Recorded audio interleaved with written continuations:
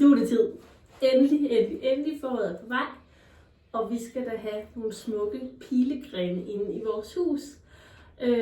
Og jeg elsker simpelthen den her årstid, hvor det ikke helt er sprunget ud udenfor endnu. Men jeg kan snige det ind indenfor lige så stille og roligt ved bare at gå ud og plukke det og hjælpe det på vej med varme indenfra. I dag har jeg fokus på de her pilegrene, som er alle steder. Hvis man er et sted, hvor der er et lille vådområde ved siden af, eller de vokser alle steder. Så selvom du ikke har pil i haven, så skal det nok lykkes dig at finde en pilegren eller to, du kan tage med indenfor. Jeg har fundet de her mega lækre dugpil, og dem har jeg faktisk plukket for en uge eller to siden. Og så er de bare stået udenfor, og så tager jeg lidt ind løbende, fordi jeg kan godt lide det her udspring i dem. Og når de så er kommet ind, så tørrer jeg dem. Men det skal jeg nok lige fortælle lidt om. Men i dag handler det om drivning af grene. Jeg hedder jo Maja Måger, og jeg er blomsterdekoratør, og ønsker at lære dig lidt om, hvordan du kan bruge de her materialer. Vi vil jo gerne have de her grene til at ende, ligesom dem her, der sådan næsten lige er på deres højeste nu her. Og det er så simpelt faktisk. Så vi går ud i naturen, klipper nogle grene, og så tager vi dem med hjem, og så sætter vi dem i en vase. Det er sådan en korte forklaring. Og så har du egentlig done og færdig, og så har du gjort det rigtig godt. Det man kan gøre, det er, at man kan jo vurdere, hvor højt skal de være i forhold til ens vase. Det giver jo ret tit sådan lidt transparent udseende, så jeg plejer at sige, jamen hvis de skal passe til den her beholder, så skulle de jo nok ned og have en højde, der cirka er 1 del potte, og 2 del over, så lægger jeg lige lidt til, fordi det er lidt mere transparent, end potten er. Så har jeg i hvert fald proportionerne på plads. Og så er det ellers bare at klippe dem, som vi vil have. Bum.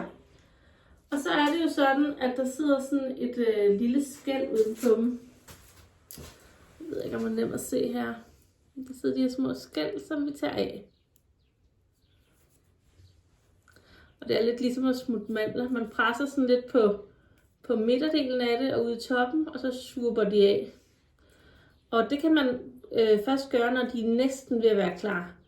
Så hvis ikke de er det endnu, så bare vent lidt. Lad dem stå i vasen lidt. Man kan også lige gøre det, at man lige sådan vrider lige stille og roligt, for det er meget tyndt, det er ligesom papirstyndt, så kan man lige vride det sådan fri i bunden, og så hive det af. Men det er i hvert fald det første step. Det er at få gjort dem klar til vasen. Put dem ned i vasen.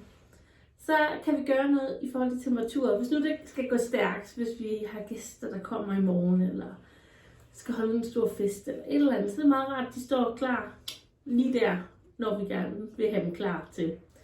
Og så kan vi gøre det, at vi kan sætte dem ind i varmen, og vi kan også putte varmt vand i vasen, for at speede processen op. Det er sådan varme for det til at gå stærkere, kulde for det til at gå langsommere. Det andet vi kan gøre, det er, at vi kan plukke dem i flere uger i forvejen, hvis vi skal holde fest om et par uger. Og så kan vi lægge dem udenfor et køligt sted, hvor de ikke får direkte sollys. Og så hiver vi dem bare ind, når det er ved at være op til, sætter dem i varmt vand. Når de har det udspring, vi gerne vil have, så sætter vi dem udenfor igen. Lige en pilegren, det er jo gæslinger, de kan sagtens tåle frost, så det er ikke noget problem at veksle mellem ude og inde. Hvis vi derimod gjorde det med en forsytegren, som jo har sådan nogle små gule blomster på, så sådan bladmateriale og blomstermateriale generelt, det kan ikke tåle frost, så der skal man lige være lidt ops på, hvad er vejret, men altså, det her er intet problem. Så jeg kan kun anbefale at smutte ud en tur og plukke nogle grene og komme indenfor og sætte det på bordet.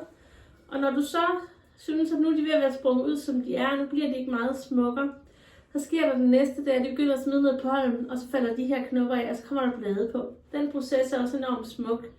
Men man kan også vælge at sige, at jeg vil gerne gemme de her fine gæslinger til påske, dekorationerne. Og så vil jeg simpelthen gøre det, at jeg bare tager dem op af vasen, og lige hælder vand ud, og sætter dem tilbage i vasen, så står de uændret et par dage, og langsomt vil de så blive en lille smule mere sådan mørke og grå i grenene, men gæslingerne, de holder faktisk nogenlunde deres sådan shine og deres udtryk, og så kan de sagtens stå i flere måneder indenfor. Det var alt, jeg lige havde om forspiring, eller hvad hedder det, forspiring? De har jo spiret sig selv. Fremdrivning hedder det, af pilegrene. Så god fornøjelse.